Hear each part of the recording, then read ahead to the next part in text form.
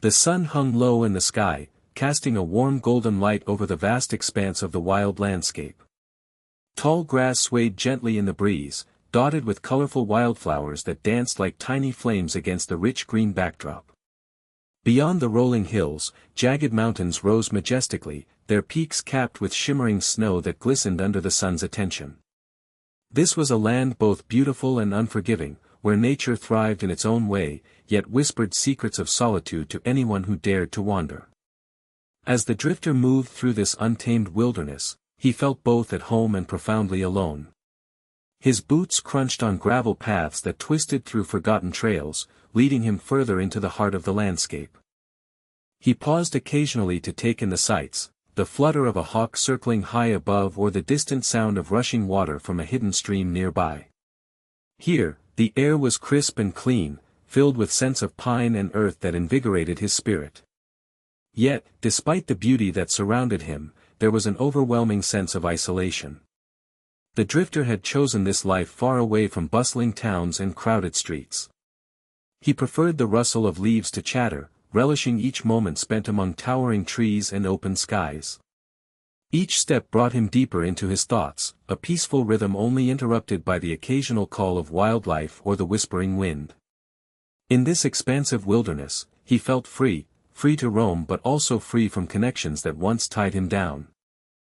With each step deeper into the wilderness, the drifter reflected on his life choices that led him to this wild expanse. Once, he had been part of a busy world filled with noise and hurried lives, but that life felt suffocating. The constant rush of city life and the weight of expectations weighed heavily on him, pulling at his spirit like storm clouds threatening rain. When he finally decided to leave, it was as if a heavy burden had lifted from his shoulders. He adopted a nomadic lifestyle, learning to live off the land. Each day was a new adventure, hunting for food, gathering berries, or fishing in the cool streams. He grew skilled at tracking animals and identifying plants that nourished him. His hands became calloused from building small shelters and crafting tools from branches and stones. This way of living taught him resilience and patience, and every sunset brought a sense of accomplishment. The drifter often found himself in quiet moments by the fire, listening to the whispers of the wind through the trees. He cherished these peaceful nights under starlit skies, where he could dream without limits. Yet, there were memories he could not shake, faces of loved ones who once filled his life with joy but now only brought feelings of regret and nostalgia. In choosing solitude, he sought freedom but also faced an ache for connection that lingered in his heart like a shadow in the fading light. One afternoon, as the drifter roamed deeper into the rugged landscape, he stumbled upon a narrow path hidden by thick underbrush. Curiosity piqued, he followed the trail, pushing aside branches that scratched at his arms.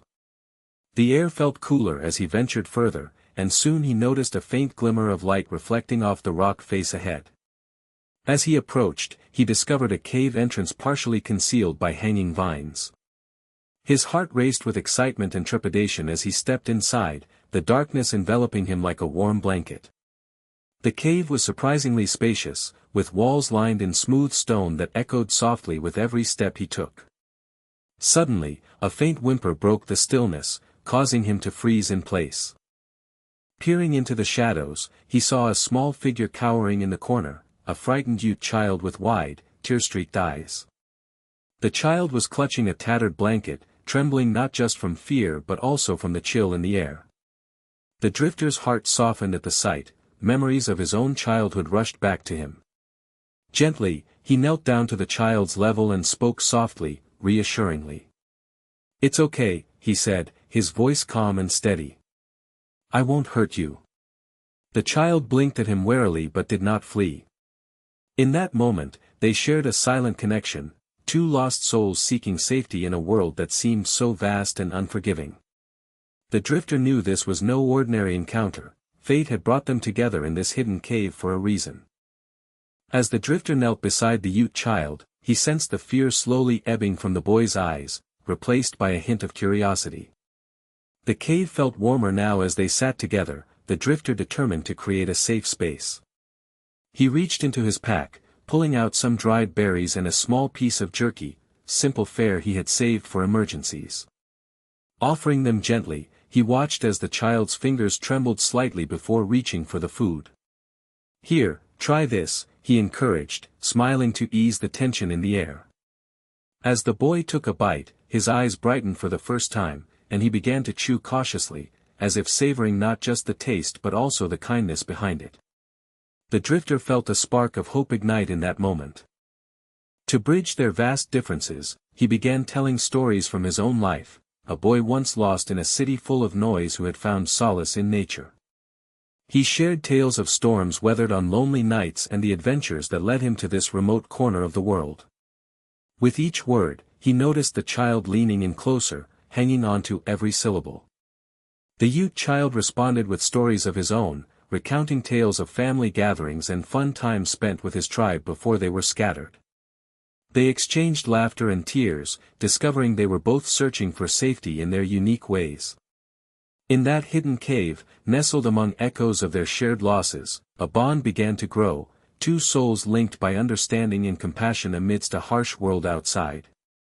As the two sat together, their laughter and stories filled the cave, but suddenly a chill swept through the air, interrupting their moment of connection. A low, rhythmic chanting drifted into the cave, echoing ominously against the stone walls. The drifter's heart sank as he exchanged worried glances with the Ute child. The child's eyes widened in fear, and he instinctively scooted closer to the drifter, seeking protection.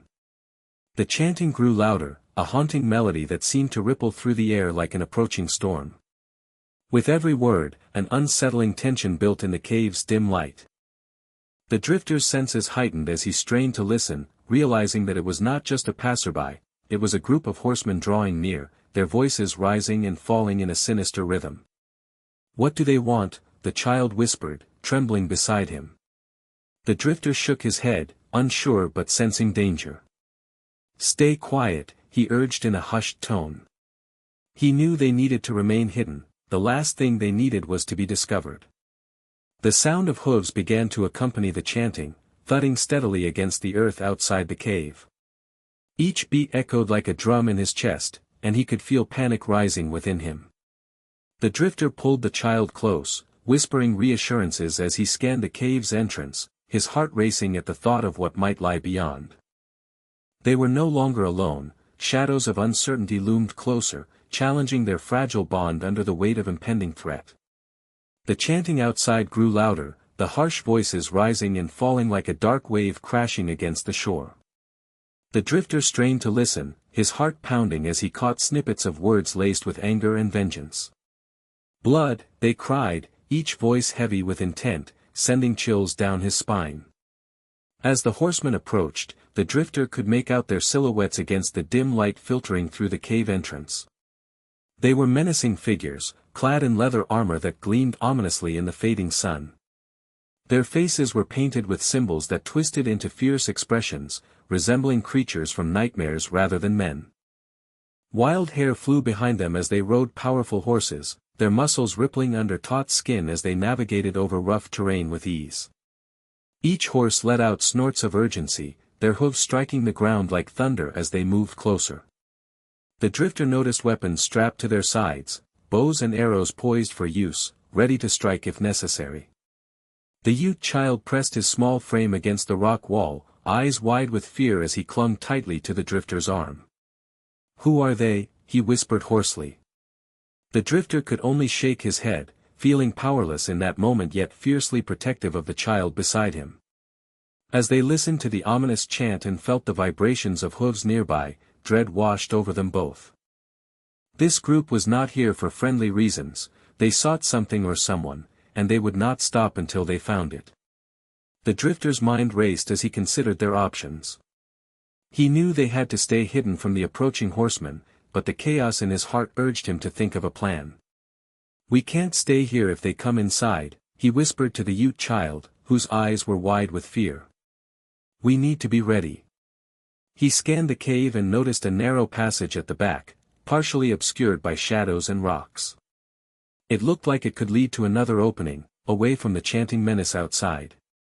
"If they find us, we'll have no choice but to escape through there," he said, pointing toward the passageway. The child nodded, understanding that their safety depended on quick thinking. The drifter took a deep breath, trying to calm his racing heart. His instincts told him that evasion might be their best bet, but he couldn't shake off the feeling that confrontation could also be necessary if it meant protecting the child. If they come in, he continued quietly, we'll have to make noise and distract them while we slip away. He glanced at their surroundings for anything useful, a sharp rock or branch that could serve as a weapon if needed. The drifter moved carefully, ensuring not to make any sound that would draw attention while keeping his body between the entrance and the boy. With each passing moment, the chanting grew louder and more aggressive, pressing against them like an unyielding tide. In that heartbeat of uncertainty between fear and resolve, he knew they had limited time left. Whatever happened next would determine their fate. Unity was their only chance for survival against the danger approaching from outside. As the chanting of the horsemen grew louder, an oppressive silence filled the cave, broken only by the ominous rhythm of their voices. The drifter and the Ute child huddled close together, each heartbeat echoing in the tension-laden air. Fear gripped them both, twisting their stomachs into knots as they listened intently, trying to decipher the angry words that spilled from outside. The chanting was relentless, a haunting chorus that stirred unease deep within the drifter's heart. He glanced at the boy, whose eyes were wide and glistening with tears, reflecting a mixture of fear and uncertainty. In that moment, he felt an overwhelming desire to protect him, but doubt crept in. What if they were discovered? What would happen to them? Do you think they'll find us? The child whispered, his voice barely above a tremble. The drifter placed a reassuring hand on the boy's shoulder, trying to calm both their fears. No one will find us if we stay quiet. Just breathe with me. They inhaled together slowly, trying to draw comfort from each other. In that vulnerable moment, they shared a silent understanding of their situation. Both were lost in their own ways, searching for safety and belonging. As the chanting grew more aggressive, the drifter felt a flicker of hope rise within him. Maybe they could outsmart the danger outside. But with every chant that echoed through the cave, he wondered if this time, hope would be enough to shield them from what awaited in the shadows beyond. As the chanting reached a fever pitch, it became almost unbearable, filling the cave with an oppressive weight that pressed down on their chests. Each guttural cry seemed to echo the growing anger of the horsemen outside, and the drifter felt his heart race with an urgency he couldn't shake. With every beat of the ominous melody, he sensed that their moment of hiding was running thin. Stay close, he whispered to the Ute child, feeling the boy's small frame trembling beside him. The child nodded, eyes wide with fear as they both confronted the reality of their dire situation. The drifter knew they couldn't remain hidden forever. Eventually, they would need to make a decision, fight or flee. He scanned their surroundings once more, noting how shadows danced around them in response to his unease, as if the cave itself were holding its breath in anticipation. The sounds from outside intensified, now amplified by iron hooves striking against hard ground, as if announcing the approach of doom. Drawing a deep breath, he realized that evasion alone was no longer enough. They needed a plan to confront whatever lay ahead.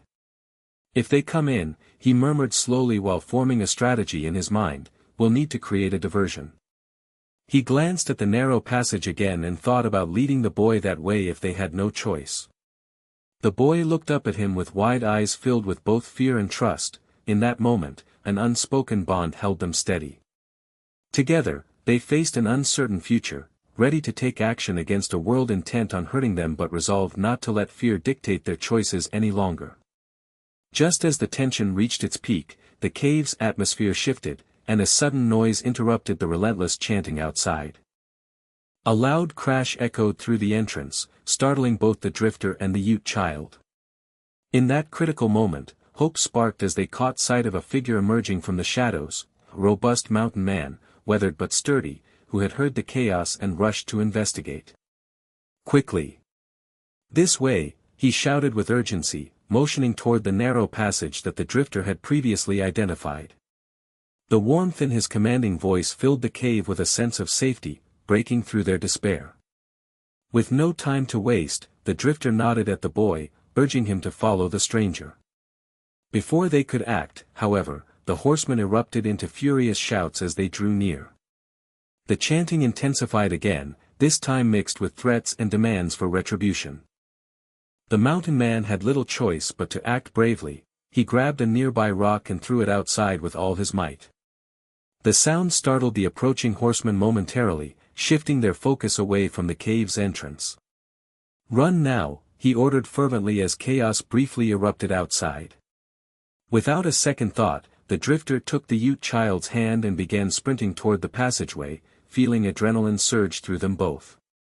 It was in this unexpected moment of courage that everything changed. They had an ally willing to fight for their safety, giving them a chance to escape when all hope seemed lost. Together, they raced into uncertainty, relying on one another to face whatever dangers lay ahead. As they emerged from the narrow passage, the drifter and the Ute child found themselves in a dense thicket, the sounds of the horsemen's chaos fading behind them. Breathless and trembling, they paused to catch their breath, glancing back toward the cave entrance. The mountain man had distracted the horsemen long enough for their escape, but the threat still loomed nearby. "Are we safe?" the boy asked, his voice small and uncertain. The drifter placed a reassuring hand on his shoulder, feeling a newfound strength surge within him. "For now," he replied, though doubt lingered in his heart. They had evaded immediate danger, but he knew they still needed to move quickly. With newfound determination, they pressed forward through the underbrush, where sunbeams peeked through the trees, revealing a path that wound deeper into the wilderness. Every rustle of leaves made them jumpy. They were acutely aware that danger might still be close behind. Yet, there was an undeniable bond between them now, one forged in fear but strengthened by courage. The drifter realized that this experience had changed them both. They were no longer just two lost souls, they were allies united in survival. "We'll find a safe place," he promised softly, his voice steady despite the uncertainty that lay ahead. The Ute child nodded, trust gleaming in his eyes. In that moment, they understood that facing danger together was not just about evading threats, it was about embracing their courage and supporting one another through whatever challenges awaited them. With each step forward, they grew bolder, ready to confront whatever trials lay ahead on their journey toward safety and hope. After what felt like an eternity of running, the drifter and the Ute child finally paused in a small clearing, surrounded by towering trees that swayed gently in the breeze. Sunlight filtered through the leaves, casting dappled shadows on the forest floor, a stark contrast to the darkness of the cave they had just escaped. They collapsed onto the ground, catching their breath and allowing the weight of their recent experiences to settle for a moment. "Do you think we're really safe now?" the boy asked, his voice barely above a whisper. The drifter looked at him, seeing the flicker of fear in his eyes but also a glimmer of hope. "For now, yes," he replied, considering how far they had come together. The journey ahead was uncertain, but they had overcome a significant challenge side by side. As they rested, the drifter began to reflect on their harrowing adventure, the fear they had faced within the cave, the courage summoned to escape, and the bond that had formed between them. Each moment of danger had pushed them closer together, turning their initial vulnerability into strength. He placed a reassuring hand on the child's shoulder. "We've learned something important today," he said softly. "No matter how dark things get, there's always hope if we stick together." The Ute child nodded, his face brightening with newfound determination. In that peaceful clearing, amidst the sounds of nature waking around them, they realized that hope did not mean the absence of fear but rather the willingness to move forward despite it. With hearts emboldened and spirits lifted, they prepared to face whatever lay ahead on their journey toward a brighter future.